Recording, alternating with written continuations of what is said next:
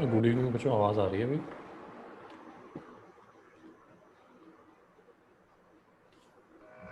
Yes sir. ठीक। Last time हमने pseudo force discuss कर लिया था ना। आज हम यस सर, हमने वो शुरू किया था क्लाइंबिंग अप क्लाइंबिंग डाउन वाले क्वेश्चन कर लिए थे हमने। Yes sir. अच्छा ठीक है, कुछ सिंपल कंस्ट्रेंट्स होते हैं, एक बार इनको समझ लेते हैं, और जो कॉम्प्लेक्स वाले होते हैं वो हम जब मैथ्स अच्छी हो जाएगी अपनी तब समझेंगे। सिंपल कंस्ट्रेंट्स है ना, सिंपल कंस्ट्रेंट्स कैसे होते हैं इनको समझते हैं। एग्जाम्पल लेते हैं।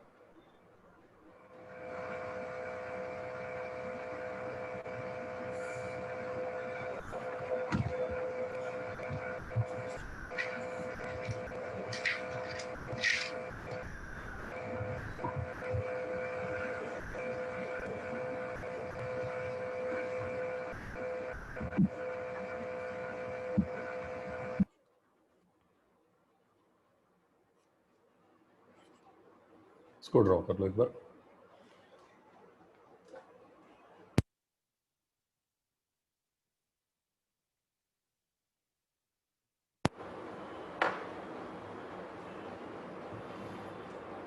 अब इसमें हमें देखना होगा कि जब 1 आगे आएगा तो 2 कितना मूव करेगा।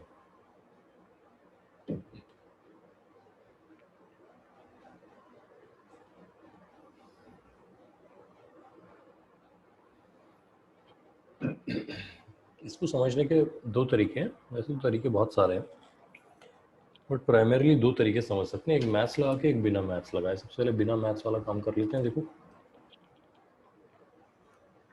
यहाँ पे देखना, इमेजिन करो कि हम ये वाला पुली जो है इसको x डिस्टेंस ऊपर उठा देते हैं। सब लोग इमेजिन कर पा रहे हैं? और कुछ भी मूव नहीं किया हमने, बस इस पुली को x ऊपर उठा दिया। इसके साथ साथ ये भी x ऊपर उठ जाएगा, 2 वाला ब्लॉक। Yes sir. ठीक है, कितनी रोप फ्री हो गई हमारे पास? कितनी रोप फ्री है? एच। फिर से ट्राई करो। इसको ऊपर उठाने से फ्री, इसको ऊपर उठाने से, x ऊपर उठाने से फ्री कितनी हो गई रोप? कितनी रोप स्लैक हो गई, फ्री हो गई, ढीली पड़ गई?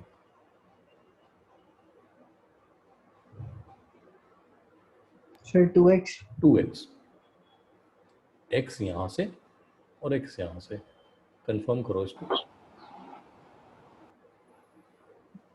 सर ऊपर उठाने से ऊपर ढीली उठाने थोड़ी से, होगी। ऊपर उठाने से ढीली नहीं होगी। अच्छा, क्या जैसे होगी? मतलब ऊपर कैसे, मतलब समझा नहीं। ऊपर कैसे? अच्छा, जैसे मतलब ऊपर कैसे, मतलब एक तो होता है कि हम ऐसे ऊपर उठा रहे हैं देखो सिंपल। ये तो और फिक्स है पुली ना, हाँ यहाँ भी फिक्स है। Yes sir. इसके नीचे हाथ लगा लो, हाथ लगाओ जरा, अच्छा ओके। और फिर ऊपर की तरफ जोर लगाओ तो ये ऊपर उठना शुरू हो जाएगा ना। हाँ सर ठीक। तो अगर आप इसको x ऊपर उठाते हो तो कितनी रोप फ्री हो गई हमारे पास? देखो 2x। ये रोप तो फिक्स है, ये रोप फिक्स है, तो इतनी रोप फ्री हो गई ना 2x। यानी इस रोप को वापस टाइट करने के लिए मैं इसको इधर खिसका सकता हूँ आगे की तरफ 2x। Yes sir. इसका मतलब जब भी 2 चलेगा x, 1 चलेगा 2x। Yes sir. इसका मतलब जब भी 2 चलेगा 1 मीटर, 2 चलेगा 1 मीटर, तो 1 चलेगा 2 मीटर। जी सर। अगर ये काम इसने 1 सेकंड में किया तो इसकी स्पीड होगी 1 मीटर पर सेकंड, तो इसकी कहलाएगी 2 मीटर पर सेकंड।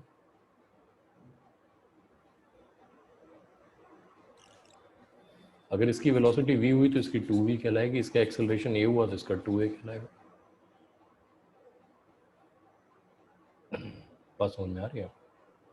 Yes sir. तो इसका एक्सेलरेशन कितना होगा a, और इसका सॉरी इसका होगा 2a, और इसका कितना हो जाएगा a। ये बात समझ में आई?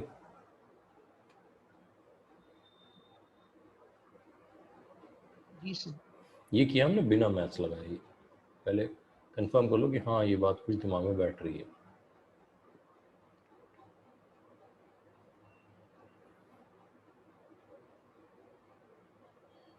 चलो और एग्जांपल लेते हैं।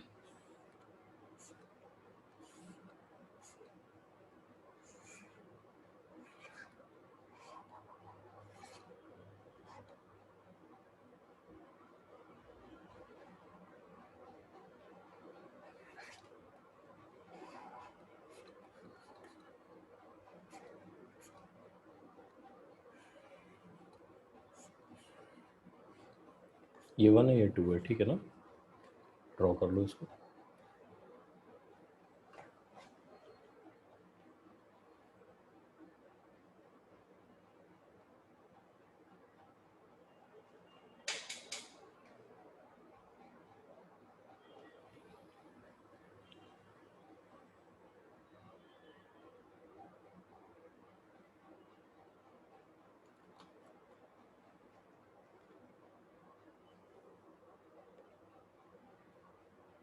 Yes sir. ठीक है। पिछले एग्जांपल्स में हमने सीखा था कि जिस पुली में 2 रोप बंधी होती हैं, 2 रोप, उनकी दोनों रोप देखो x और x यहाँ से मूव करता है, तो जिससे एक रोप बंधी होती है वो डबल मूव कर जाता है। ये बात समझ में आ रही थी? ये अगर हम यहाँ लगाएं, हालांकि थोड़ा ज़्यादा कॉम्प्लिकेटेड हो जाता है, बट अगर थोड़ा सोचोगे तो अगर मैं इसको स्टेशनरी रखते हुए इस पूरे को आगे खिसका देता हूँ, देखो यहाँ से इस पूरे को आगे खिसका देता हूँ x, तो ये रोप x x x और x, टोटल कितना रोप फ्री हो गई? 4x 4x। लेकिन इसको कितनी चाहिए होंगी? इस पुली को 2 और इस पॉइंट को सिर्फ 1। इसको 2 चाहिए होगा x, इसको 2 चाहिए होगा ना, क्योंकि दो रस्सियां बंधी हुई हैं। Yes sir. और इसको 1 पॉइंट है तो 1 ही x चाहिए होगा, तो इनको कितना मिल जाएगा टोटल? 3 मिल जाएगा। ये बात समझ रहे हो? यहाँ से 4x फ्री होगी, लेकिन इसको चाहिए 3 हिस्सों में, तो यहाँ से ये x चल के 4x रोप फ्री करेगा, जो डिवाइड कितनों में होगी? 3 में। ये बात समझ रहे हो ना? 3 में, तो ये चलेगा 4x/3।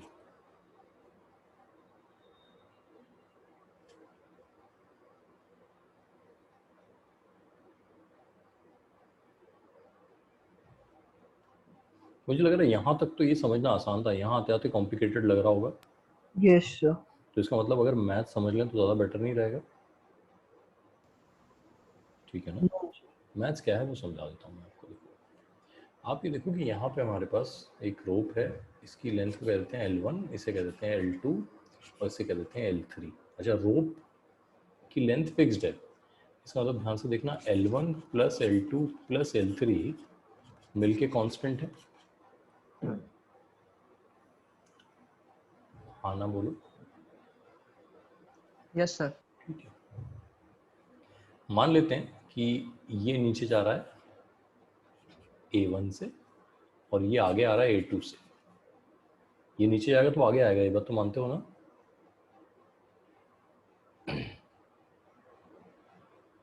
Yes sir. ठीक है, L1 को चेंज करने का काम देखो, ये तो पॉइंट फिक्स है तो सिर्फ A1 से ही हो रहा है, तो L1 के रेट ऑफ चेंज, यानी एक तरह से मैंने इसको 2 बार डिफरेंशिएट कर दिया, तो L1 के रेट ऑफ चेंज में मैंने क्या लिखा?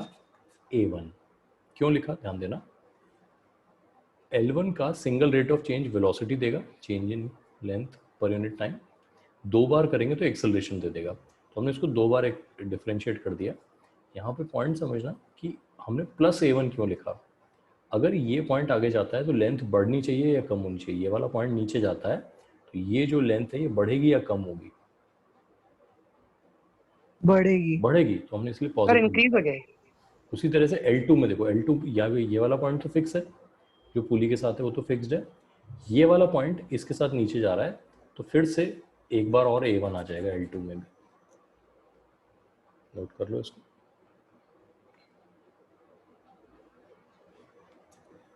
ठीक है, अब L3 पे आ जाते हैं। देखो L3 अपना कितना था? L3, ये वाला पॉइंट तो फिक्स है, फिक्स पुली के साथ है, ये आगे आ रहा है, आगे आ रहा है तो लेंथ कम होगी या बढ़ेगी?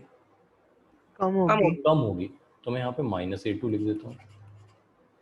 यहाँ पे मुझे A1 लिखना था दोबारा, है ना, 2 बार A1 आएगा यहाँ पे, ये भी A1 से नीचे जा रहा है, तो मेरे पास आ गया इक्वल टू, इधर कांस्टेंट का डेरिवेटिव तो 0 होता है, तो 2A1 इक्वल टू A2 आ गया। यानी ये वाला एक्सेलरेशन जो है इसका ट्वाइस कर देंगे तो इसका एक्सेलरेशन आएगा। जो पिछली बार रिजल्ट आया था कि नहीं आया था हमारा, चेक कर लो। Yes sir. ठीक है, तो इसका मतलब ये हुआ कि आपको सिर्फ क्या करना है, जो रोप हैं उनको डिफरेंशिएट करना है, रोप की लेंथ को। तो यहाँ पे अगर हम देखें तो L1 है हमारे पास, L2 है, L3 है और L4 है ना। और आपको पता है कि L1 plus L2 plus L3 plus L4 क्या है, कांस्टेंट है। एक्सेलरेशन में इसको A1 कह देते हैं, इसको A2 कह देते हैं, इसके एक्सेलरेशन को A2 कह देते हैं। L1 की बात करते हैं। L1 देखो, जब ये A1 से आगे जाएगा तो L1 को बढ़ाएगा या कम करेगा? 1 का चलना L1 को बढ़ाएगा या कम करेगा? बढ़ाएगा। 2 का चलना, जब 2 चलेगा तो ये पुली आगे बढ़ेगा, तो L1 कम होगा या बढ़ेगा? बढ़ेगा। कम होगा यार। देखो, अगर आप इसको आगे लाओगे तो L1 तो सर ये वाला कम हो जाएगा ना। ये पॉइंट आगे जाएगा तो लेंथ बढ़ेगी, ये पॉइंट आगे आएगा तो लेंथ कम होगी। ये पॉइंट विजुलाइज कर सकते हो। तो L1 को मैं लिख देता हूँ A1 माइनस A2। L1 के रेट ऑफ चेंज को क्या लिख दिया मैंने, A1 माइनस A2। इसी तरह से L2 का रेट ऑफ चेंज भी क्या होगा, सेम होगा, इधर A1 इधर से A2, तो A1 माइनस A2। फिर L3 का रेट ऑफ चेंज भी सेम होगा, इधर से A1 इधर से A2, A1 minus A2। L4 की बात अलग है। L4 का ये वाला कोना जो है रुका हुआ है, ये रुका हुआ है, ये बस आगे आ रहा है। आगे आने से लेंथ बढ़ा रहा है, कम कर रहा है? ये कम कर रहा है। कम कर रहा है। तो यहाँ माइनस A2 लिख देते हैं इक्वल टू 0। तो आपके पास देखो A1 कितनी बार आया, 3A1 इक्वल टू कितनी बार A2 आया, 4A2। और A2 A1 equal to 4/3 of A2। फिर से वही रिजल्ट आ गया, तो 4/3 बताया था मैंने आपको।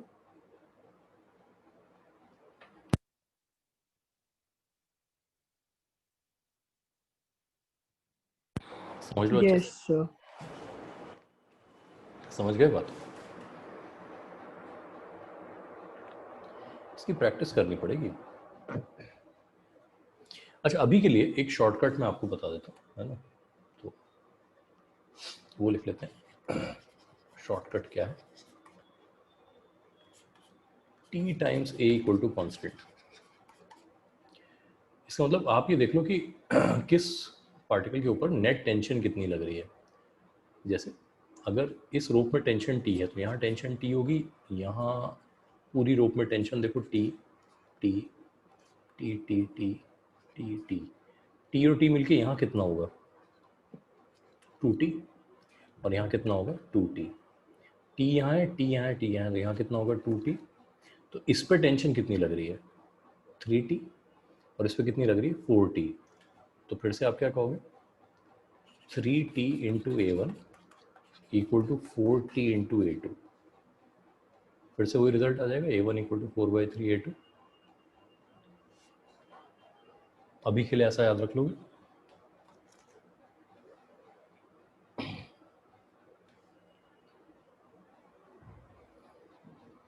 बोलो कुछ।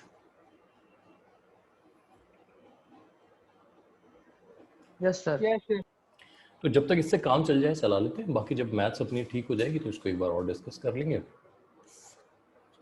ताकि ये डिफरेंशिएट वगैरह करके अभी जब इसमें क्वेश्चन आएंगे तो कैसे सॉल्व करना है वो देख लेते हैं। मान लो ये पहला वाला एग्जांपल जो हमने लिया था, ये देखते हैं। ये हमारा M2 है, ये M1 है। अब किसी ने पूछा कि इनके लिए इक्वेशन लिख के बताओ, तो ये अगर A से नीचे जाएगा तो ये 2A से आगे आएगा। ये बात हमने देख ली थी।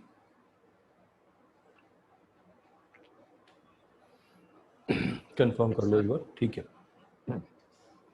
अब यहाँ पे टेंशन T है, यहाँ T है, तो यहाँ टेंशन 2T होगी, यहाँ टेंशन T होगी। वो रोप एक है, देखो पूरे में टेंशन T है, ये T और T है, तो यहाँ मिला के 2T हो जाएगी। पुली के ऊपर नेट फोर्स 0 होना चाहिए, मासलेस पुली। इसके नीचे जाने की इक्वेशन लिखवाओ मुझे, क्या होगी, M2 नीचे जा रहा है कि इक्वेशन क्या होगी, कोई भी।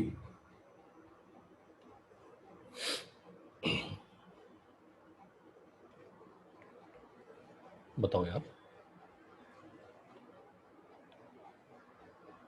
कोई भी बता दो।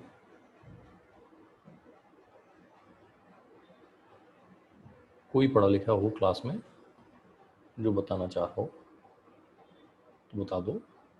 m2 नीचे जा रहा है, क्या इक्वेशन लिखेंगे second law?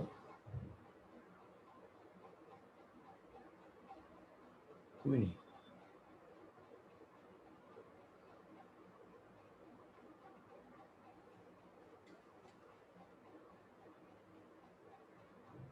Sir m2g minus 2t is equals to m2a। बिल्कुल, बस यही है। बाकी लोग थोड़ा सोचो यार, विचार करो, है ना, कि कहाँ जा रही है ज़िंदगी। इधर क्या लिखेंगे बेटा, ये भी बता सर दो। t minus m1g। नहीं बेटा, माइनस तो m1g हुआ ही नहीं, sir sorry, t is equals to m1a। m1 into 2a, 2a। Acceleration 2 है ना। बस ये देखो, बस ऐसे करके सॉल्व कर लेंगे, जो आना है वो आता रहेगा आंसर, है ना। कर लोगे? Yes sir. कंस्ट्रेंट अपने आप में बहुत ही इंपॉर्टेंट है, मतलब अगर जेई एडवांस के हिसाब से बात करेंगे तो काफ़ी इंपॉर्टेंट है, बट अभी उसमें काफ़ी टाइम है, तो अभी बेसिक कंस्ट्रेंट जो हैं उनको यूज़ करना सीख लेंगे, और धीरे धीरे जैसे जैसे मैथ्स बेटर होती जाएगी और कंस्ट्रेंट्स हमारे सामने आते रहेंगे, ठीक है ना। तो अभी के लिए जितने क्वेश्चन दिखे हैं ऐसे, वो इससे कर लेना, बाकी फिर हम लोग ट्राई करते रहेंगे, है ना। चलो इसको बंद करते हैं और फ्रिक्शन की बात कर रहे थे, है ना। फ्रिक्शन,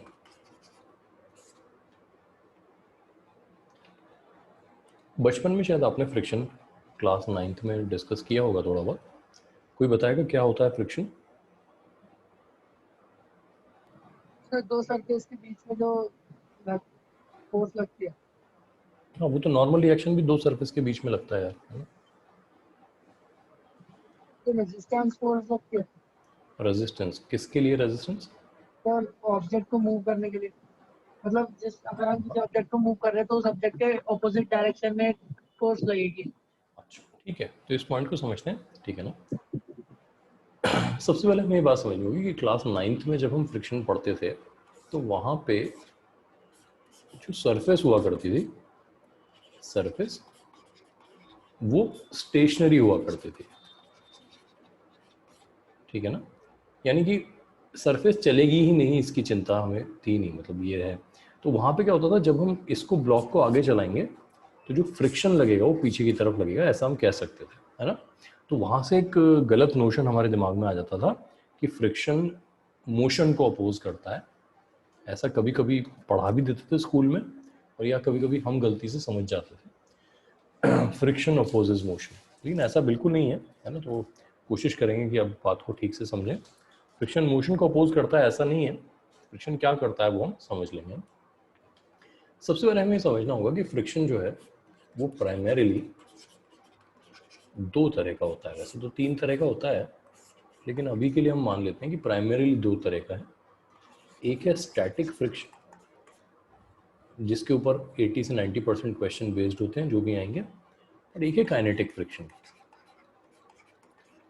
स्टैटिक पहले पढ़ेंगे हम लोग, काइनेटिक बाद में पढ़ेंगे। तो पहले स्टैटिक फ्रिक्शन की बात करते हैं कि क्या होता है स्टैटिक फ्रिक्शन। चलो कुछ लिखना शुरू करते हैं स्टैटिक फ्रिक्शन के बारे में। लिखेंगे static friction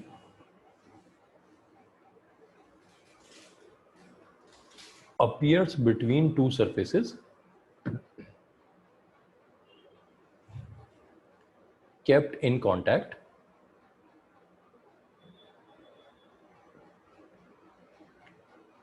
static friction appears between two surfaces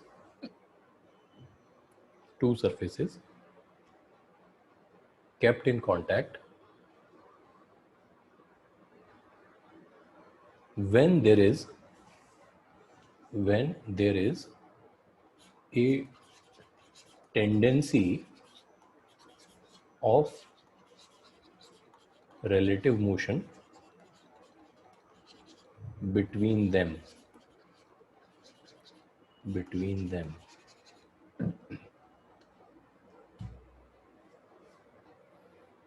एक छोटा सा पॉइंट और लिख लेना,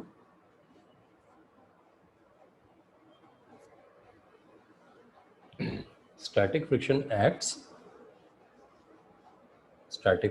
acts along the surface of contact. Static friction acts along the surface of contact.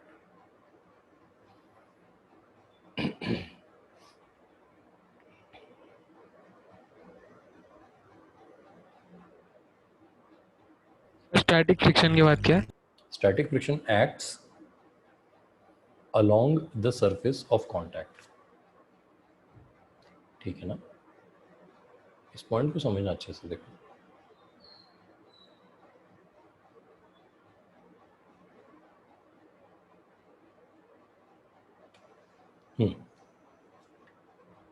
अब बात ये, यहाँ मैंने कहा टेंडेंसी ऑफ रिलेटिव मोशन, ठीक है ना? तो इस पॉइंट को बहुत अच्छे से समझना होगा आपको कि what do we mean by tendency. कोई एक्सप्लेन करेगा कि टेंडेंसी मतलब क्या हुआ?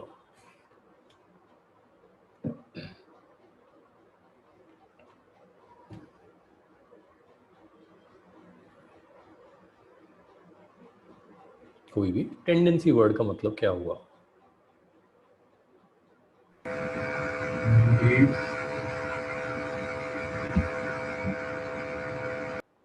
टेंडेंसी मतलब क्या हुआ?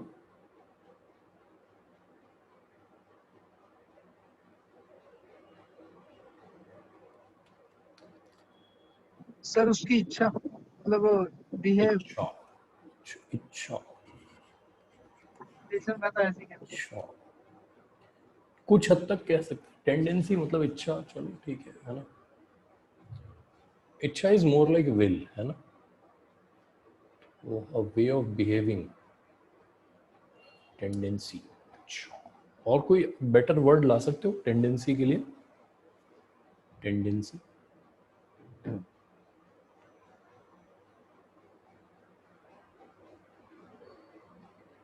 पागल कुत्ते में क्या टेंडेंसी होती है? काटने की। काटने की, ये बात ठीक है ना? तो हम ये थोड़ी कहेंगे उसकी इच्छा है काटने की,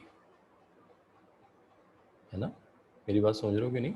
अच्छा, या ऐसे कहते हैं कि अगर मान लो हम डॉग्स की बात कर रहे हैं, तो एक रॉटवाइलर और एक गोल्डन रिट्रीवर में से किसकी टेंडेंसी ज़्यादा है काटने की? सर गोल्डन रिट्रीवर और रॉटवाइलर, ये कौन है? है ना? Rottweiler has a greater tendency to bite than a golden retriever. मतलब अगर आप लोगों से पूछोगे, हिस्ट्री पूछोगे कुत्ते काटे जाने की, तो बहुत लोगों को हो सकता है रॉटवाइलर ने काटा होगा, अलग अलग रॉटवाइलर ने। और people having been bitten by a golden retriever, वो कम मिलेंगे आपको। मैं ऐसा नहीं कह रहा हूँ कि बिल्कुल ही नहीं मिलेंगे, लेकिन कम मिलेंगे, है ना? तो एक एग्जांपल मैंने टेंडेंसी का ये और दे दिया आपको। तो टेंडेंसी, कैरेक्टरिस्टिक, अच्छा हाँ, कैरेक्टरिस्टिक एक वर्ड हो गया। मैं एक वर्ड देता हूँ और इससे इत्तेफाक रखते हैं तो बताएं। लाइक्लीहुड,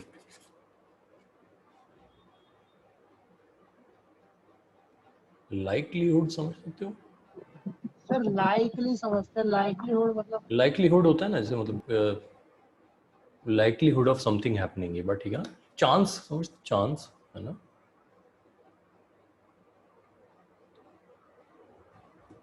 एनीवे, है ना? तो लेट से इमेजिन करो कि एक बहुत ही हैवी ऑब्जेक्ट है, इसको हम कहते हैं हैवी ऑब्जेक्ट। एक बहुत ही हैवी बॉक्स है जो एक अच्छे खासे रफ फ्लोर पे रखा हुआ है, और एक बहुत ही वीक पर्सन इसको धक्का देता है। लाइक्लीहुड ऑफ मूविंग कितना है, ज्यादा है या कम है? कम है। कम है, ये बात ठीक है ना? लेकिन क्या ये पर्सन कोशिश नहीं कर रहा है? यस और नो? यस। कोशिश तो ही कर रहा है, ये बात ठीक है ना? लेकिन ये चला नहीं पा रहा है। तो अगर हम न्यूटन्स लॉज अप्लाई करें इस ब्लॉक के मोशन पे, तो हम कहेंगे ये पर्सन तो लगा रहा है अपनी तरफ से फोर्स ऐसे, और फ्रिक्शनल फोर्स ऐसे लग रहा है।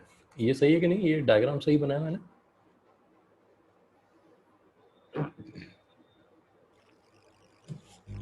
यस ठीक है। अच्छा, इसका मतलब ये हुआ कि जो पर्सन फोर्स लगा रहा है उसकी वजह से ब्लॉक में एक टेंडेंसी है, the block has a tendency to move to the right. वो मूव कर नहीं रहा है, लेकिन उसकी अब वही बात, इच्छा जैसे कहा था, तो मैंने बिल्कुल डिनाई नहीं किया था इसको, उसमें एक लाइक्लीहुड आ गया या टेंडेंसी आ गई है, इच्छा आ गई है किधर मूव करने की, राइट की तरफ मूव करने की। ये बात सही है कि नहीं है? एक्चुअल मोशन आया है क्या, यस और no? No sir. But tendency वाला पॉइंट समझ गए ना, the block is likely to move किधर, राइट की तरफ, है ना? Yes sir. तो ये फ्रिक्शन उसी टेंडेंसी को अपोज कर रहा है, ये बात समझ रहे हैं कि नहीं? अच्छा, ये वीक पर्सन मान लो अपने ही जैसा एक और कमजोर साथी बुला ले और उससे कहे भाई धक्का लगाओ, ये दोनों अभी भी मिलके इतने कमजोर है कि इसको नहीं हिला पाएंगे, ये फोर्स बढ़ जाएगी कि नहीं बढ़ जाएगी? एफ की जगह कुछ और हो जाएगी, एफ डैश हो जाएगी। Yes sir. तो इस बार फ्रिक्शन जो होगा वो एफ डैश को बैलेंस कर रहा होगा इंस्टेड ऑफ एफ को बैलेंस करने के। Yes sir. अच्छा, इसका मतलब ये हुआ कि देखो, सबसे पहला पॉइंट जो हमने स्टैटिक फ्रिक्शन के बारे में समझा, स्टैटिक फ्रिक्शन, पहला पॉइंट हमने कहा it opposes the tendency of relative motion। इसको कभी कभी हम आम बोलचाल में स्लिपिंग कह देते हैं, है ना? रिलेटिव मोशन को कभी कभी हम क्या कह देते हैं, स्लिपिंग। स्लिप होने की टेंडेंसी को अपोज करता है, it opposes the tendency of relative motion. पहला पॉइंट हमने समझा। दूसरा, it can self adjust its magnitude. इस पॉइंट को समझना। देखो, जब हमने कम फोर्स लगाया था तो फ्रिक्शन ने कम होके उसे बैलेंस कर दिया, ब्लॉक को मूव नहीं होने दिया। जब हमने ज़्यादा फोर्स लगाया तो उसने ज़्यादा होके उसे बैलेंस कर दिया, ब्लॉक को तब भी नहीं मूव होने दिया। यानी फ्रिक्शन ने अपनी वैल्यू बढ़ा ली है इस केस में, ये कह सकते हैं कि नहीं? Yes sir. ठीक है ना? तो आप ऐसे सोचो ना कि भाई मान लो हमारे पास एक बहुत ही भारी सा ऑब्जेक्ट है ना? लेट्स से हमने कहा एक एलिफेंट है जो कि एक रफ ग्राउंड के ऊपर बैठा हुआ है और एक चींटी आती है, इसको धक्का देती है ना? एक सिंगल चींटी धक्का देती है, क्या एलिफेंट मूव करेगा? No sir. नहीं। ठीक है ना? तो इस बार फ्रिक्शन कितनी एंड के फोर्स के बराबर लग रहा है? एक। दो चींटियां धक्का देंगी तो एलिफेंट चलेगा क्या? No sir. ठीक है ना? तो कहने का मतलब हुआ कि अगर यहाँ दो होंगी तो दो के बराबर फ्रिक्शन हो जाएगा, 200 होंगी तो 200 के बराबर हो जाएगा। अब कितनी चींटियां मिलकर हाथी को धक्का दे सकती हैं? ठीक है ना? वो चींटियां जाने हाथी जाने, लेकिन हम ये समझ गए कि फ्रिक्शन अपने आप को एडजस्ट कर सकता है, मतलब उसकी कोई फिक्स्ड वैल्यू नहीं है, वो अपने आप को एडजस्ट कर सकता है। फिर एक बात समझते हैं, थर्ड पॉइंट, कभी ना कभी तो ऐसा होगा कि जो हाथी है इसको अ सर्टेन नंबर ऑफ चींटियां मिलके आगे धक्का दे देंगी। बोलो Yes. हाँ। Yes sir. Theoretically it is possible, ये बात ठीक है ना? मैं प्रैक्टिकल बात नहीं कह रहा हूँ, ठीक है ना? चींटियां उतना एफर्ट कैसे कोऑर्डिनेटेड लगाएंगी, है ना, या क्या होगा वो हम बात नहीं कर रहे हैं, बट हम ये जानते हैं, आपने चींटियों को अपने वजन से कई गुना वजन धक्का देते हुए या खींचते हुए देखा होगा, ये Yes. है ना? तो कोई नई Yes, बात sir. नहीं है ना, थ्योरेटिकली पॉसिबल है। इसका मतलब ये हुआ कि इस फ्रिक्शन की एक लिमिटिंग वैल्यू होनी चाहिए। The static friction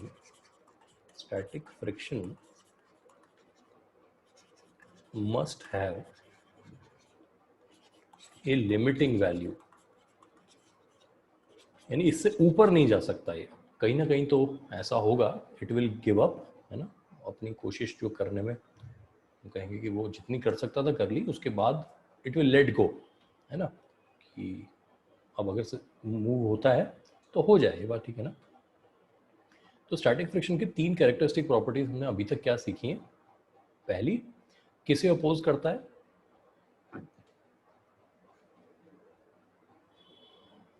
Tendency of relative motion. Tendency of relative motion को। दूसरा क्या सीखा हमने? Self adjustment in magnitude. हाँ, सेल्फ एडजस्टेबल है, अपने मैग्नीट्यूड को चेंज कर सकता है। तीसरी बात हमने सीखी कि उसके पास एक क्या होनी चाहिए, एक लिमिटिंग वैल्यू होनी चाहिए। ये बात ठीक है ना, यानी एक मैक्सिमम वैल्यू है जहाँ से ऊपर वो नहीं जा सकता। आई बात समझ में? Yes sir. ठीक है, तो इस सब को ध्यान में रखते हुए जो रूल्स हैं फ्रिक्शन के, स्टैटिक फ्रिक्शन के, वो हम सीख लेते हैं। तो सबसे पहले हम ये समझते हैं कि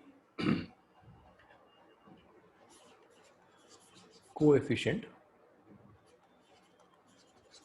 ऑफ स्टैटिक फ्रिक्शन किसे कहते हैं? स्टैटिक फ्रिक्शन, इसको हम म्यू सिंबल से डिनोट करेंगे और एस लगा देंगे, है ना। ये म्यू होता है, म्यू, म्यू स्टैटिक, है ना।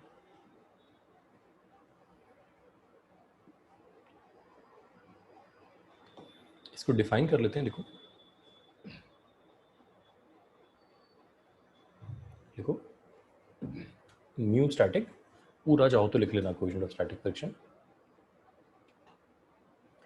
Coefficient of static friction is coefficient of static friction is a dimensionless constant, is a dimensionless constant that denotes the relative roughness of a surface, that denotes the relative roughness of a surface. मैं explain कर दूंगा अभी statement को। It's value lies between 0 and 1। Mu static की value कहाँ से कहाँ के बीच में लाई करती है? 0 से 1 के बीच में। अगर हम थियोरेटिकल बात करें तो 0 मतलब क्या हुआ हमारे पास? परफेक्टली स्मूथ, परफेक्टली भी ऐड कर सकते हो यहाँ वर्ड। तो स्मूथ सरफेस है तो उसके लिए तो 0 होगा, और एक्सट्रीमली रफ अगर कम कहें, इससे ज़्यादा रफ सरफेस नहीं हो सकती दुनिया में, अगर ऐसी कोई एक्सट्रीमली रफ सरफेस कहें तो 1 के करीब आ जाएगा। तो कहने का मतलब हुआ कि जिन सरफेसेस का म्यू 1 के बहुत पास होता होगा वो बहुत ज़्यादा रफ मानी जाएंगी, और जिनका 0 के बहुत पास होगा बहुत ज़्यादा स्मूथ मानी जाएंगी, ठीक है ना। तो कंपेयर करने में काम आ जाएगा। यानी अगर मान लो हमने कोई कहे कि दो सरफेस है, एक का म्यू स्टैटिक 0.3 है और एक का 0.6 है, तो आप देखते ही समझ जाओगे कौन सी ज़्यादा रफ है, लेफ्ट वाली या राइट वाली? सर लेफ्ट राइट वाली। ज़्यादा रफ हाँ राइट वाली। राइट वाली Right हो वाली। जाएगी, बात ठीक है ना। तो इस तरीके से हम कह सकते हैं। अच्छा, ये मेजर कैसे होता होगा? उसके लिए एक्सपेरिमेंटल तरीके हैं जिनसे लोग मेजर इसको कर लेते हैं, ठीक है ना। अच्छा, ये कहना जनरली बहुत गलत होता है कि म्यू जो है वो किसी एक सरफेस, मैंने रिलेटिव कहा था, तो इस पॉइंट को समझना कि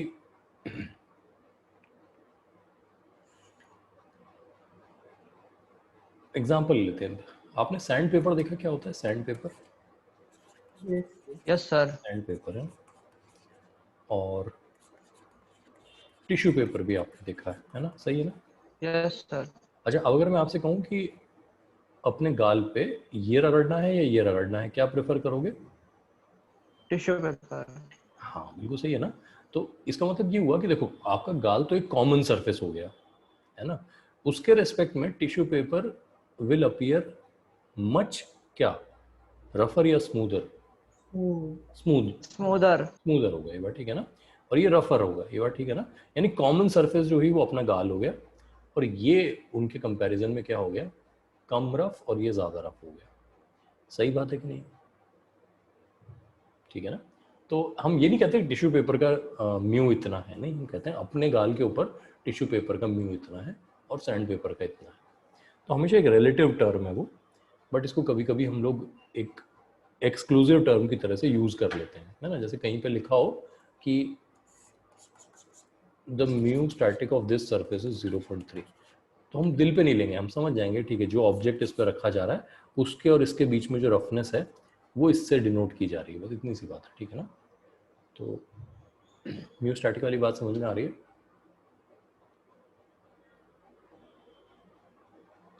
ठीक है। Yes.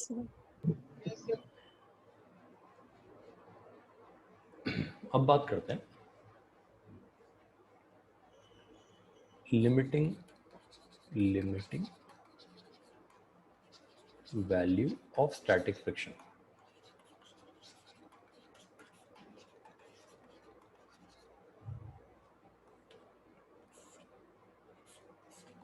तो यहां देखो कि एक आदमी एक रफ ग्राउंड पर रखे बॉक्स को धक्का दे रहा है और लेट से कि 10 न्यूटन का फोर्स लगा के ये बॉक्स मूव कर जाता है।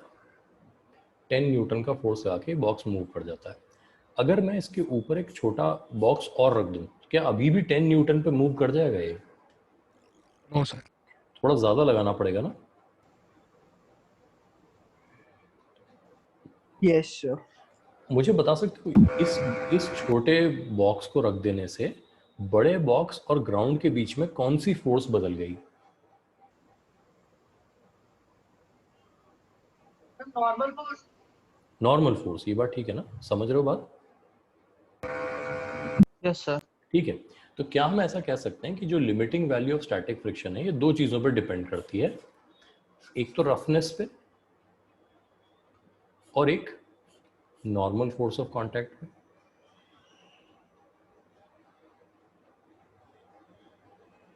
बोलो बोलो।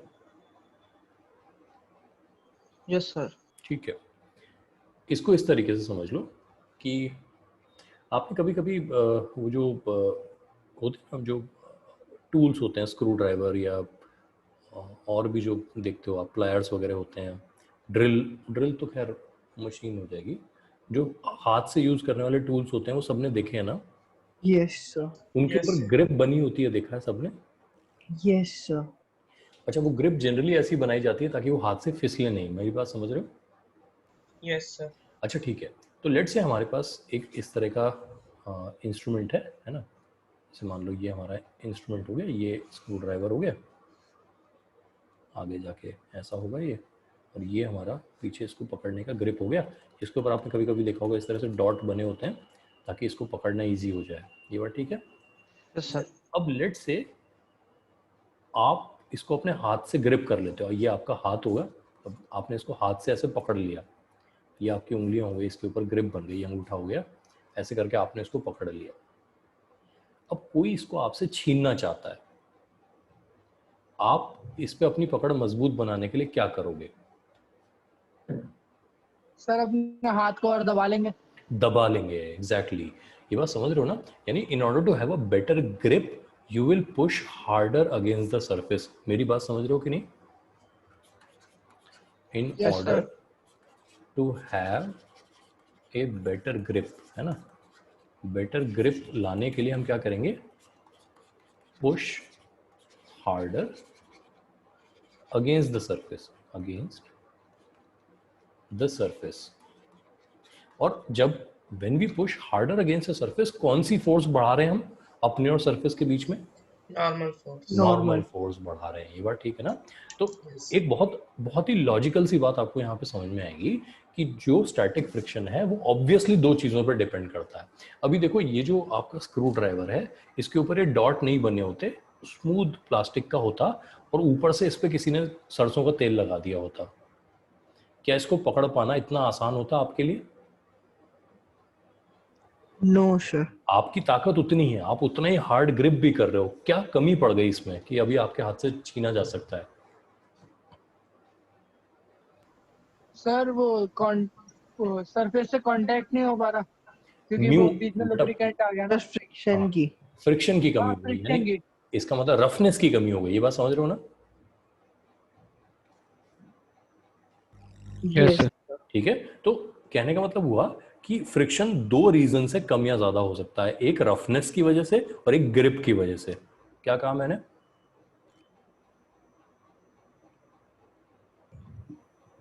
रफनेस और ग्रिप की वजह से। Roughness and grip. तो रफनेस प्रोवाइड करने का काम है म्यू का और ग्रिप प्रोवाइड करने का काम है नॉर्मल रिएक्शन का। सही है कि नहीं है? यस। यस हाँ, सर। अभी मान लो बहुत रफ स्क्रू ड्राइवर है लेकिन छोटे बच्चे के हाथ में, उससे छीनना आसान हो जाएगा कि नहीं हो जाएगा? Yes, sir. क्योंकि छोटा बच्चा क्या कम लगा पाएगा? Normal force. Normal force, grip कमजोर है उसकी, ये बात ठीक है ना? पक्की बात। Yes, sir. तो limiting value of static friction जो है वो है म्यू स्टैटिक इनटू एन, जो कि एक बहुत क्लियर आइडिया हमें देती है कि फ्रिक्शन कितना होगा। ये एक तो रफनेस पे डिपेंड करता है और एक ग्रिप पे डिपेंड करता है, and grip is directly proportional to the normal reaction. ये बात समझ में आ रही है सबको? तो Yes, अब sir. हम कह सकते हैं कि अगर मान लो दो सरफेसेस के बीच में हम फ्रिक्शन की बात करें, स्टैटिक फ्रिक्शन की, तो कम से कम कितना हो सकता है? 0, और ज्यादा से ज्यादा कितना हो सकता है? Mu static into N. इसको नोट कर लो जरा। जब मैंने आपसे कहा था कि static friction is a self adjusting force, तो अब आपको समझ में आ गया है कि स्टैटिक फ्रिक्शन जरूरत पड़ने पर अपनी वैल्यू को कहां से कहां तक एडजस्ट कर सकता है। 0 से लेकर 1 तक. नहीं बेटा, 0 से लेकर mu static Mu. Into N, Yes, sir. Yes, sir. 0 से लेकर म्यू स्टैटिक इनटू एन तक। समझ पा रहे हो बात? सर एक बार और। एक बार और बिल्कुल समझो। नहीं देखो, सर, अभी लास्ट में जो आपने स्टेटमेंट बोली ना वो थोड़ा वॉइस कट गई थी। हाँ, मैंने कहा कि मैंने जब आपको शुरू में कहा था ना कि फ्रिक्शन जो है, स्टैटिक फ्रिक्शन एक सेल्फ एडजस्टिंग फोर्स है, तो अब हम कह रहे हैं कि हमारे पास उसके दोनों तरफ की लिमिट आ गई है।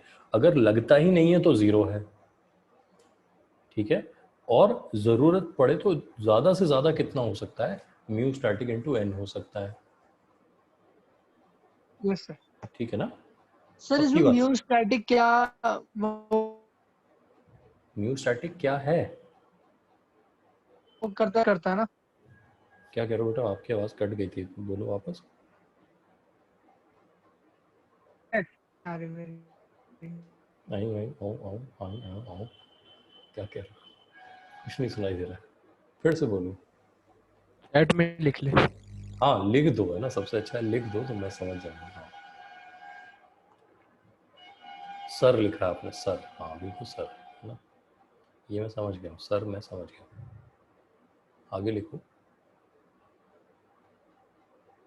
म्यू स्टैटिक एन में म्यू स्टैटिक है क्या? Mu static coefficient of static friction है बेटा। Coefficient of static friction roughness को मेजर करने का पैरामीटर है। यही तो हमने डिस्कस किया था ना पीछे। देखो हमने इतनी सारी बकवास की, देखो यहाँ पे, देखो ये पीछे हमने सारी बकवास इसी के बारे में की है। देखो ये हमने कहा कोफिशिएंट ऑफ स्टैटिक फ्रिक्शन है, इसको म्यू स्टैटिक कहते हैं, और ये होता क्या है? रफनेस का मेजर होता है। ये जितना 0 के करीब होगा रफनेस सरफेस की उतनी कम कही जाएगी, हम कहेंगे सरफेस स्मूथ है। जितना 1 के करीब होगा हम कहेंगे ज़्यादा है ना। और n प्रोवाइड क्या करता है, मैं ये पूछ रहा था। अच्छा, n प्रोवाइड क्या करता है? n जो है वो आपके सरफेस पे ग्रिप प्रोवाइड करता है। आप सरफेस से जितना ज़्यादा नॉर्मल रिएक्शन आपका होगा, सरफेस पे आपकी ग्रिप उतनी बेटर हो जाएगी। मेरी बात समझ रहे हो कि नहीं? मैं इसका बहुत सारे प्रैक्टिकल एग्जांपल देता हूँ आपको। इमेजिन करो कि आपको एक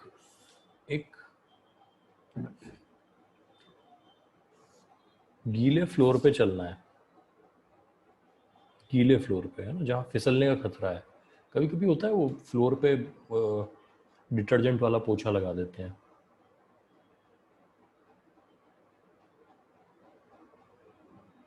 होता है ना ऐसा कभी कभी। डिटर्जेंट वाले पोछे में दिक्कत क्या होती है? उसमें स्लिपरीनेस होती है, पैर फिसल सकता है। तो अब आप मुझे बताओ कि एक पर्सन जिसको अपने आप को फिसलने से बचाना है, वो ऐसे चलना प्रेफर करेगा या ऐसे चलना प्रेफर करेगा? सर सेकंड वाला. सेकंड वाला सर, धीरे धीरे, छोटी छोटी जान। छोटे छोटे बेबी स्टेप्स लेके चलेगा ना। क्यों चलेगा भैया ऐसे? सर अगर वो ज्यादा टांगे फैलाएगा तो वो स्लिप हो जाएगा, क्यों? वही तो पूछो, क्यों? नॉर्मल रिएक्शन नहीं मिलेगा। नॉर्मल रिएक्शन कम मिलेगा, हाँ बिल्कुल सही। इस केस में उसको नॉर्मल रिएक्शन कम मिलेगा, इसमें ज़्यादा मिलेगा। इसको चाहो तो हम और बाद में मैथमेटिकली इलेबोरेट कर सकते हैं, छोटे कदम रखने पे नॉर्मल रिएक्शन क्यों ज़्यादा होता है, ठीक है ना। बट मेरे ख्याल से अगर एंगल का कॉन्सेप्ट समझ रहे हो तो आप ये समझ जाओगे मेरी बात जो मैं क्या, ठीक है ना। तो ऐसे चलने में खतरनाक, जो कि देखो सरफेस उतनी है जितनी रफ है उतनी है, आपकी वही चप्पल है या वही पैर है, बस इधर में नॉर्मल रिएक्शन ज़्यादा है, इधर में कम है। सर मैं मैथ से नहीं समझा, मैं फिजिक्स से समझा हूँ कि नॉर्मल रिएक्शन इसमें कम लगेगा, इसमें ज़्यादा लगेगा। मैथ से समझाऊं? मैथ से भी काम आए तो, लेकिन फिजिक्स से तो मैं समझ गया। आकाश के माइक में शोर आ रहा है। हाँ, आ तो रहा है आकाश। आप आकाश माइक बंद करो प्लीज। है ना, आप या तो लिख दो अपने क्वेश्चन, तो मैं ना ज़्यादा बेटर आंसर कर पाऊंगा। वो है ना, ऐसा लग रहा है जैसे है ना वो 100 मील में बैठे हुए हैं। मैं लेकिन आपका क्वेश्चन समझ गया, आपकी नॉर्मल रिएक्शन क्यों ज़्यादा है ये मैं समझाता हूँ ना। देखो ऐसा है कि जब आप ऐसे पैर रख रहे हो ना, तो ये जो एंगल है आपका ना, ये बहुत बड़ा है। तो आपको जो वर्टिकल कंपोनेंट ऑफ वेट है, एक तरह से आपका वेट टेढ़ा जा रहा है ऐसे, तो वर्टिकल कंपोनेंट कम हो गया उसका। जितना आप ये पैर एंगल छोटा करते जाओगे, वर्टिकल कंपोनेंट ऑफ वेट आपका बढ़ता जाएगा। ऐसा नहीं कि वेट ऐसे लग रहा है, बात है कि जो आप अपने पैरों से फोर्स लगा रहे हो ज़मीन को, वो एंगल पे लगा रहे हो, है ना। तो ये फोर्स जितना स्ट्रेट लगाओगे आप, है ना, उतना आपका vertical component of normal reaction ज़्यादा होगा। वही हमारे काम की चीज़ है, ठीक है। तो आई होप कि ये बात समझ रहे हैं कि ऐसे करें तो बेटर रहेगा, स्मॉल स्टेप्स में चलेंगे, ठीक है। तो ये पॉइंट आप समझ गए। तो हमने कहा कि जो स्टैटिक फ्रिक्शन है उसकी रेंज ये है 0 से लेके म्यू स्टैटिक n तक। अब ये इस रेंज में कैसे लगेगा उस पॉइंट को एक बार समझ लेते हैं। एक 1 kg का ब्लॉक ले लेते हैं और म्यू स्टैटिक ले लेते हैं 0.3। अब मुझे बताओ इसमें फ्रिक्शन की लिमिटिंग वैल्यू कितनी है। स्टैटिक फ्रिक्शन की लिमिटिंग वैल्यू इस सिचुएशन को देख के बताओ कितनी है, कोई भी।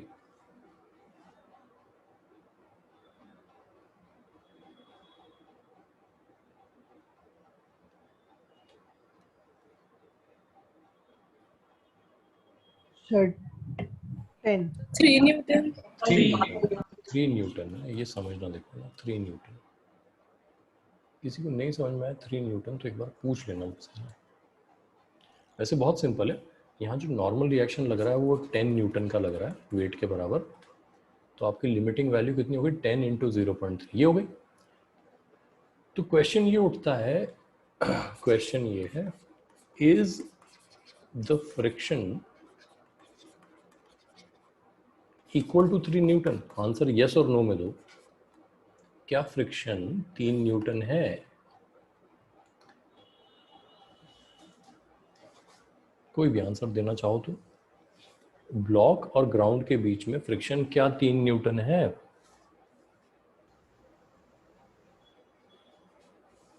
बोलो भाई। Yes sir. आंसर है नो। और इस पॉइंट को बहुत अच्छे से समझना। लिमिटिंग फ्रिक्शन का मतलब ये नहीं है कि फ्रिक्शन इतना लग रहा है, इसका मतलब है फ्रिक्शन इतना हो सकता है। मेरी बात समझ रहे हो? अगर ज़रूरत पड़े तो फ्रिक्शन कहाँ तक अपनी वैल्यू को ले जा सकता है, 3 न्यूटन तक ले जा सकता है। इसका मतलब ये बिल्कुल नहीं है in every situation the friction is 3 newton. अभी क्या कोई एक्सटर्नल फोर्स इस ब्लॉक को मूव कराना चाहती है अगेंस्ट द ग्राउंड? हाँ ना बोलो। No sir. नहीं है। तो कोई नो सर। इसकी कोई टेंडेंसी है क्या मूव करने की? No, sir. नहीं है। And when there is no tendency, friction है ही नहीं। ये समझना, फ्रिक्शन एक ऐसे कह सकते हो आप कि फ्रिक्शन जो है वो एक सोती हुई फोर्स है। वो जागेगी ही तब जब क्या अपीयर होगी, टेंडेंसी ऑफ रिलेटिव स्लिपिंग। तो इस वक्त टेंडेंसी है क्या रिलेटिव स्लिपिंग की? 0।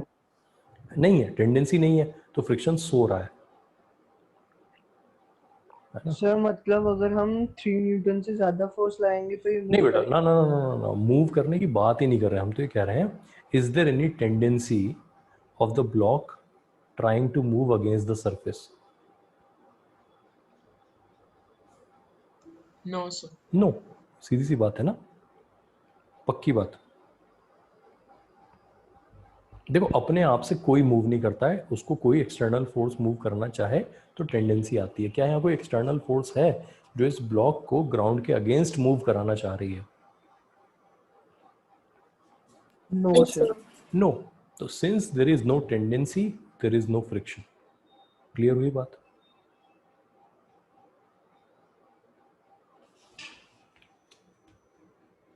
चलो मान लेते हैं। अब देखो यही सिचुएशन है, वही म्यू स्टैटिक है। इस बार एक 1 न्यूटन का फोर्स इस तरीके से लगा दिया हमने। क्या इस ब्लॉक में आगे बढ़ने की टेंडेंसी है? Yes sir. यस है। इस बार फ्रिक्शन इसे अपोज करेगा। फ्रिक्शन का काम है किसे रोकना? सर ब्लॉक को। अरे ब्लॉक को नहीं, रिलेटिव मोशन को। अच्छा हाँ रिलेटिव। ठीक है ना, ब्लॉक को नहीं, रिलेटिव मोशन को रोकना। देखो फ्रिक्शन को आप ऐसे कह सकते हो कि क्या बताओ, गोविंदा जानते हो? यस गोविंदा सर कौन? गोविंदा अच्छा film actor. Film actor Govinda. हाँ हाँ हाँ। तो आप लोग तो पैदा भी नहीं हुए थे जब एक फिल्म आई थी गोविंदा की, इसका नाम था स्वर्ग, हाँ सर पता। है ना? Yes, YouTube sir. पे मिल जाएगी, कभी टाइम मिले तो देखना। वैसे बकवास फिल्म है लेकिन फिजिक्स का एग्जाम्पल लेने के लिए बता रहा हूँ ना। तो स्वर्ग में होता क्या है कि घर के मुखिया जो होते हैं वो होते हैं राजेश खन्ना साहब। राजेश खन्ना को जानते हो? Yes sir. ठीक है ना? और उनके अपने दो बेटे होते हैं, एक बेटी होती है, और घर का नौकर होता है गोविंदा। अब जैसा कि पैसे वाले घरों में होता है, जो राजेश खन्ना है वो तो बूढ़े हो चुके हैं, जो 2 बेटे हैं वो ये चाहते हैं कि इस घर से अलग होके प्रॉपर्टी लेके अलग हो जाए, और उनकी बीवियां भी वैसी बदमाश हैं। उस पूरी फिल्म में एकमात्र फैक्टर है गोविंदा, जो पूरा टाइम बेचारा लगा रहता है कि ये लोग घर से अलग ना हो। गोविंदा वहां किसका काम कर रहा है? फ्रिक्शन का। फ्रिक्शन का काम कर रहा है। ये बात समझ रहे हो कि नहीं? तो फ्रिक्शन को जो हमने विलेन बना रखा है ना बरसों से, क्लास 9th में हमने फ्रिक्शन को विलेन बना दिया था कि फ्रिक्शन मोशन को अपोज करता है, फ्रिक्शन मोशन को अपोज करता है। अब पता चला फ्रिक्शन तो हीरो। सही है कि नहीं? गोविंदा अकेला है जो उस फिल्म में लगा हुआ है कि भाई ये भाई भाई साथ रह लें, है ना, घर का बंटवारा नहीं होना चाहिए, जो जहाँ है वहीं रहना चाहिए। फ्रिक्शन भी एग्जैक्टली यही चाह रहा है। फ्रिक्शन चाह रहा है कि ब्लॉक किसके साथ रहे? फिर उस सरफेस ग्राउंड के के साथ। साथ रहे, सरफेस के साथ रहे। उनके बीच में अभी कोई स्लिपिंग नहीं है तो आगे भी चल के ना हो। तो फ्रिक्शन अपीयर ही तब होता है when there is a tendency. देखो अगर इस फिल्म में जो 2 भाइयों के कैरेक्टर थे ना वो बदमाश नहीं होते तो गोविंदा को कुछ करने की जरूरत ही नहीं पड़ती। अगर ये अच्छे लड़के होते और घर में ही रहना चाहते और माता पिता की सेवा करते तो गोविंदा का तो रोल ही खत्म हो जाता फिल्म में। फिल्म बन ही नहीं पाती। फिल्म में गोविंदा हीरो बन ही इसलिए पाया क्योंकि ये दोनों बदमाश घर से निकल के जाना चाह रहे थे। मेरी बात समझ रहे हो कि नहीं? तो फ्रिक्शन हीरो कब बनता है? जब विलन होता है। अरे जब जब tendency of slipping is the villain. ध्यान रखना, tendency of slipping is the villain. जब टेंडेंसी ऑफ स्लिपिंग अपीयर होगी तो कौन प्रकट होगा? फ्रिक्शन। हाँ, फ्रिक्शन। फ्रिक्शन रूपी गोविंदा आ जाएगा वहां पे, है ना? मेरी बात समझ गई कि नहीं? सर वो फिर भी तो मोशन ही रोक रहा है एक तरीके से। तो फिल्म में भी तो गोविंदा कहाँ रोक पाया? मोशन तो हो जाएगा। देखो अल्टीमेटली वो दोनों घर छोड़ के चले गए थे, उसके लिए स्वर्ग देखें, यूट्यूब पे अवेलेबल है। लेकिन फ्रिक्शन भी तो अपनी तरफ से कोशिश कर रहा है। हम ये नहीं कह रहे फ्रिक्शन गारंटी ले रहा है कि मैं मोशन नहीं होने दूंगा, लेकिन कोशिश तो कर रहा है। ये बात समझ रहे हो कि नहीं? Yes yes sir. पक्की बात है ना? सर। हाँ। अभी ये ब्लॉक मूव करेगा आगे या नहीं करेगा? नहीं करेगा, यही तो बात है ना। अब देखो हमने कहा फ्रिक्शन की लिमिटिंग वैल्यू कितनी है यहाँ पे? 3 न्यूटन। 3 न्यूटन। क्या 1 न्यूटन को रोकने के लिए 3 न्यूटन काफी है? Yes sir. बिल्कुल काफी है। तो अब क्या है, हम कह देंगे सबसे पहले तो इस सिचुएशन को देखते ही कहेंगे there will be no slipping. No slipping, slipping यहां नहीं होगी। अच्छा फिर हम कहेंगे कि इस वक्त फ्रिक्शन कितना लगेगा? 1 की 3, 1 की 3। 1 न्यूटन। 1, One. क्योंकि जरूरत कितनी है? 1 की 1 की जरूरत है, समझ गए ना? तो अब समझना फ्रिक्शन एक बहुत ही हम्बल फोर्स है। एक को रोकने के लिए एक जरूरत है तो एक ही लग सकता था अप टू कहाँ तक, 3 तक। है ना? लेकिन जबरदस्ती की हीरोगिरी नहीं दिखा रहा है, जितनी जरूरत है उतना ही दिखा रहा है। समझ रहे हो कि नहीं?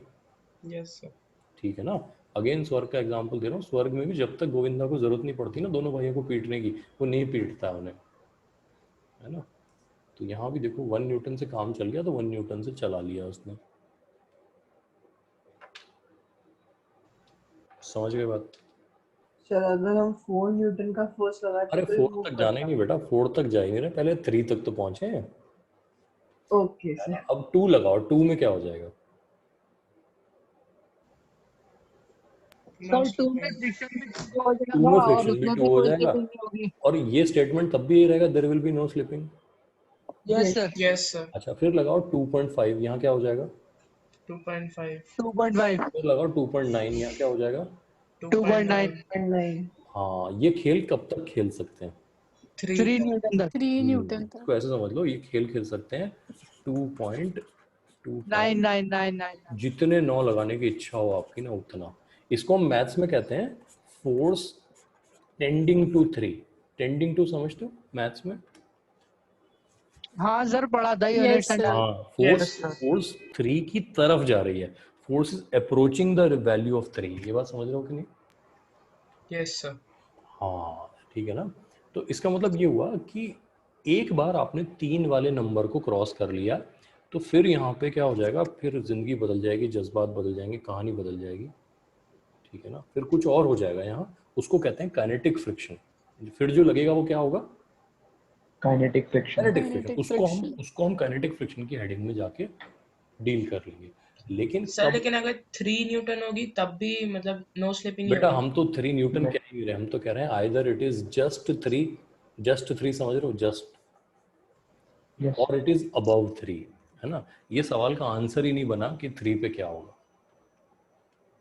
ठीक है जी, पक्की बात। सर वो 99 पे जाके अटक गया सवाल, वो जवाब। हाँ हाँ, जब भी आपको लगे कि 3 होने वाला है ना, आप एक 9 एक्स्ट्रा लगा दो यहाँ पे। आपको लगे अभी अब 3 होने वाला, और 9 लगा दो यहाँ पे। 9 लगाने की तो कमी ही नहीं है ना हमारे पास, क्योंकि 3 होते ही क्या हो जाएगा, यहाँ पे एक ड्रामेटिक चेंज आ जाएगा।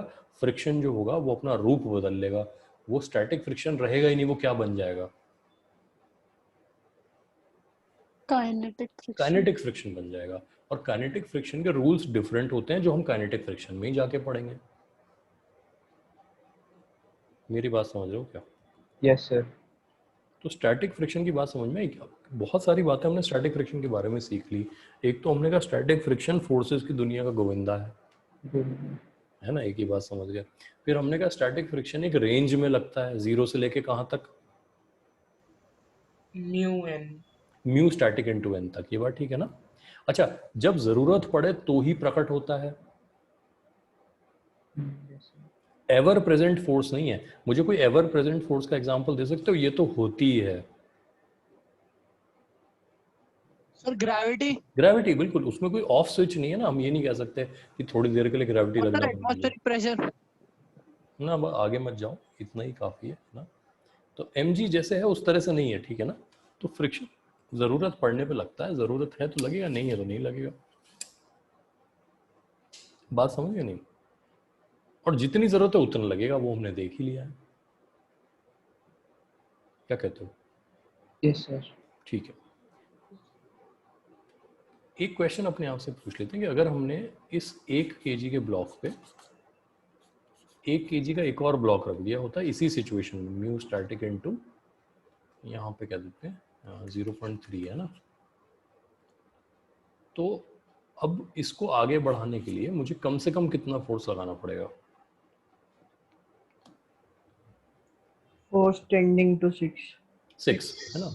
आगे बढ़ाने के लिए मुझे 6 या उससे ऊपर का फोर्स लगाना पड़ेगा। ये बात समझ गए ना? Yes sir.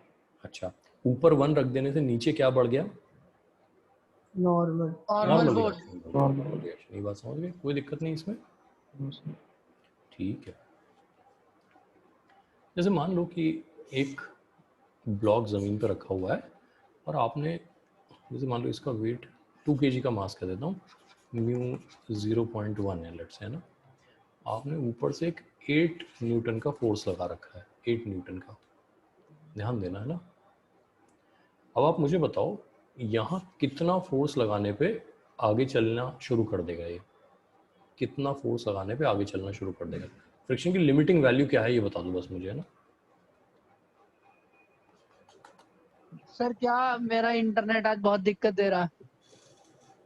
ये डायग्राम देखो, यहाँ पे हमने 2 kg ब्लॉक के ऊपर 8 न्यूटन का फोर्स अपनी तरफ से लगा रखा है, म्यू स्टैटिक 0.1 है। मैंने आपसे पूछा फ्रिक्शन की लिमिटिंग वैल्यू यहाँ पे कितनी होगी। 2.8। देखते हैं बेटा, अभी देखते हैं फ्रिक्शन की लिमिटिंग वैल्यू कितनी होगी, है ना। 2.8 का है आपने, और लोग बताओ। सर 1.2। 1.2, अच्छा सर 2.8। 2.8, हाँ 2.8 कैसे कि जो नॉर्मल रिएक्शन है आपको वो 28 न्यूटन है, ये कंफर्म कर लो। अगर ये नहीं समझ में आए तो मैं समझाता हूँ कि 28 कैसे हो। मेरे हिसाब से तो अब हमने इतना नॉर्मल रिएक्शन पढ़ लिया है कि ये बात समझ में आ जानी चाहिए कि normal reaction between the block and the ground 28 Newton है।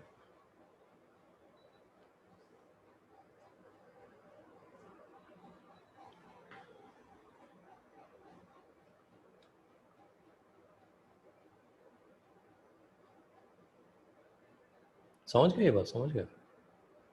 यस। ठीक है। अच्छा, इसी सिचुएशन में मान लो कि मैंने ये फोर्स जो है ऐसे लगा दिया होता, ऐसे। अब मुझे बताओ कि लिमिटिंग फ्रिक्शन कितना हो जाएगा। 1.8 है सर अब 1.2 अब आता। 1.2 हो जाएगा, है ना। तो जो 1.2 आपने पहले कहा था वो समझ गए कि कहाँ गड़बड़ हुई? Yes sir, yes yes sir. Sir 1.2 हो जाएगा। बात समझ आ गई सबको? अच्छा ये बताओ, कल आप लोगों के स्कूल की क्लासेस का क्या प्रोग्राम है? सर किस लिए? अब बताओ तो पहले कि कल स्कूल की क्लास है नहीं है, क्या सीन है? सर मेरे सर तो बस सुबह है 8:30 से 9, बस उससे बाद पूरा दिन फ्री। उसके बाद पूरा दिन फ्री? अच्छा, बाकी सर लोगों की क्या कल स्थिति है? पीटी है मेरा तो सर एक। मेरी 9 से 10 है। 9 सर से मेरी 9 8 to 12:30 है। 8 to 12:30 है। अच्छा, सर मेरी 9 से 12:30। 9 से 12:30, ठीक है, ओके। और फिर केमिस्ट्री की क्लास है कल? Yes sir. Yes sir. किस टाइम हुई? 3:30 बजे? Yes sir. अच्छा, क्योंकि मुझे 3:30 से 5। आज मुझे आपको अभी छोड़ना पड़ेगा। मैं सोच रहा हूँ कल आधा घंटा मैं आपकी क्लास ले लूँ, तो रेगुलर टाइम पे ही लूँ, मतलब 6 बजे या 5 बजे ले सकते हैं? सर 5:30। 5:30 रख सकते हैं? हाँ हाँ सर 5:30। 5:30। सब लोग आ जाएंगे? 5:15 5:30 पे सब लोग आ जाएंगे? Yes sir. यस चलो, यस है ना। Yes, yes sir. तो मैं सर। इसी को कंटिन्यू कर दूंगा कल 5:30 पे, है ना। ठीक है जी, ओके सर। चलो। तो इसकी ओके रिकॉर्डिंग सर। अभी मैं डाल दूंगा। Thanks, sir. तो एक बार अच्छे से रिवाइज कर लेना, फ्रिक्शन के सारे एस्पेक्ट जो हमने डिस्कस किए हैं वो एक बार बहुत अच्छे से रिवाइज कर लेना, ताकि भूलोगे नहीं इसको, है ना। सर पीडीएफ डाल देना। हाँ, PDF में डाल देता हूँ, है ना। चलो, thank you sir. Thank you thank you sir.